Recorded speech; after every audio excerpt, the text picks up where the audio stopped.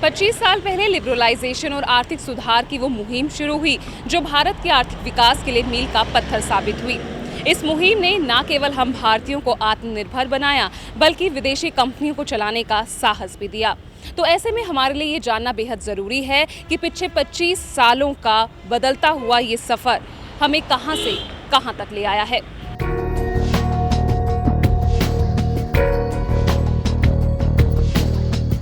उन्नीस में आर्थिक सुधार कार्यक्रम की शुरुआत अर्थव्यवस्था की खस्ता हालत के बीच हुई थी। हमारा विदेशी मुद्रा भंडार घटकर $1 अरब रह गया था, जिससे एक महीने के आयात बिल को पूरा करना भी मुश्किल था। 1991 में भारतीय अर्थव्यवस्था की दुनिया में कोई खास हैसियत नहीं थी, लेकिन अब लोगों की खरीदने की क्षमता के लिहाज से चीन और अमेरिका के बाद भारत दुनिया की तीसरी सबसे बड़ी अर्थव्यवस्था है। भारत की सालाना आर्थिक विकास दर दशकों तक महज 3.5% के आसपास रहती थी, लेकिन 1991 में आर्थिक उदारीकरण के बाद हमारी तरक्की की रफ्तार को नए पंख लग गए।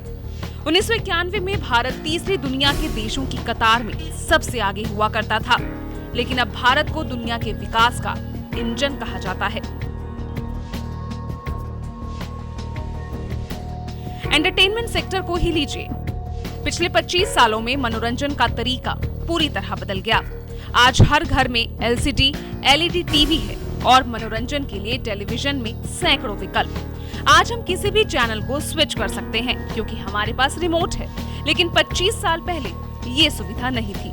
25 साल पहले हमारे पास दूरदर्शन ही एकमात्र विकल्प था, तो वहीं चित्रहार के लिए हफ्ते भर का इंतजार करना पड़ता था और हफ्ते में एक दिन टेलीविजन पर फिल्म दिखाई जाती थी। अब मनोरंजन के लिए रविवार का इंतजार नहीं करना पड़ता। आज दूरदर्शन के अलावा हमारे पास 800 से भी ज्यादा चैनल्स हैं। तो वहीं अपने घर का सपना भी हकीकत में बदल गया है।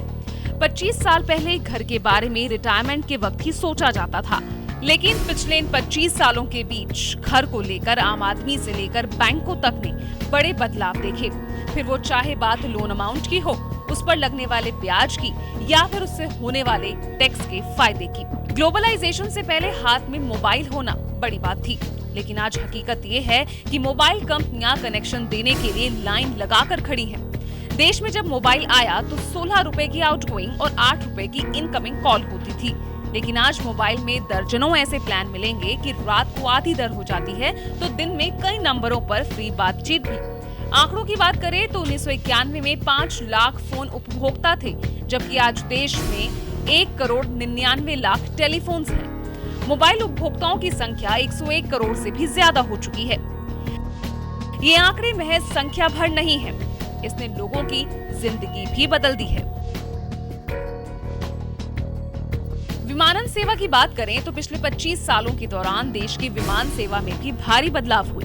सिर्फ इंडियन एयरलाइंस और एयर इंडिया के भरोसे रहने वाले विमान यात्रियों के सामने आज तमाम निजी एयरलाइंस के विकल्प खुले हैं, जो उन्हें लुभाने के लिए भारी डिस्काउंट ऑफर देने को तैयार रहती हैं। आंकड़ों की बात करें तो 1991 में केवल 1 करोड़ लोगों ने हवाई सफर किया था, जो आंकड़ा अब बढ़कर 10 करोड़ जा पहुंचा है।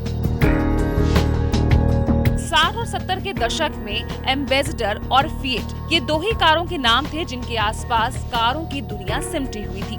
इसके बाद 80 के दशक में मारुति 800 का नाम जुड़ा, तो 90 के दशक तक आते आते हिंदुस्तान में यही 3 कार कंपनियां थी।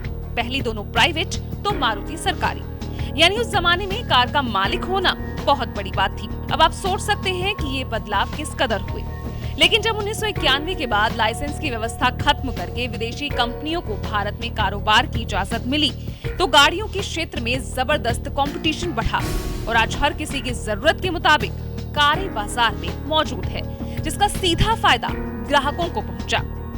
आंकड़ों पर नजर डाली तो 1991 में करीब 1,80,000 कारों की बिक्री हुई थी, जो अब बढ़कर 27 लाख सालाना है, यानी 14 गुना का इजाफा। आर्थिक उदारीकरण और बाजारीकरण के इस दौर में कुछ भी खरीदना आज बेहद आसान है। 25 सालों में हमारे देश की तस्वीर पूरी तरह से बदल गई। आज भारत को गरीब देश के तौर पर नहीं जाना जाता, बल्कि इसे सुपर पावर समझा जाता है। कैमरामैन पवन शर्मा के साथ पूजा राठौर शर्मा, टोटल न्यूज़, नोएडा।